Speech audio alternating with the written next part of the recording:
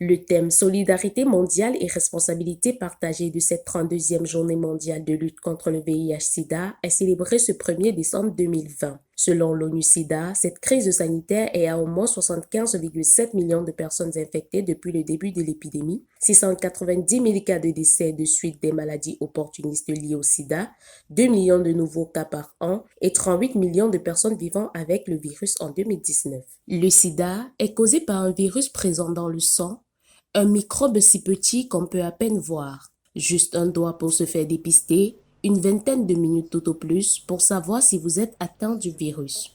Avec un taux assez élevé de cas positifs, la prévalence est relativement faible pour l'Afrique, même si les pays africains figurent parmi ceux pour lesquels la recherche contre le VIH-Sida est la plus avancée. La mobilisation reste d'actualité dans le monde. On constate un progrès dans la prise en charge des malades. La majorité vit sereinement grâce aux traitements antirétroviraux.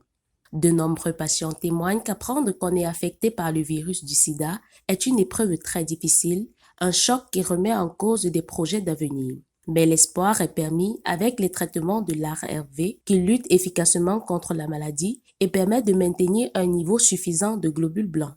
Pour cela, il faut faire un suivi rigoureux pour avoir l'évolution de la maladie afin de prendre des mesures nécessaires. Une personne séropositive peut rencontrer beaucoup de problèmes de santé. Par conséquent, il est conseillé d'avoir une bonne alimentation pour la réussite du traitement. En cette journée mondiale de lutte contre le VIH-Sida, c'est également l'occasion pour l'ONU et les pays engagés dans cette lutte de revenir sur l'importance des financements des recherches en vue d'éradiquer cette maladie d'ici 2030, comme prévu dans les Objectifs du développement durable, ODD, convenus en septembre 2015 lors de la conférence des chefs d'État des Nations Unies. L'idée de cette autre célébration appelle à une solidarité mondiale qui oblige à aborder les réponses sanitaires d'une nouvelle manière afin de sensibiliser sur la stigmatisation des personnes vivant avec le VIH, ce qui rend l'accès difficile au dépistage. Bien que la pandémie du Covid-19 et ses répercussions ont monopolisé l'attention du monde entier, l'épidémie VIH-Sida demeure, alors il faut se protéger.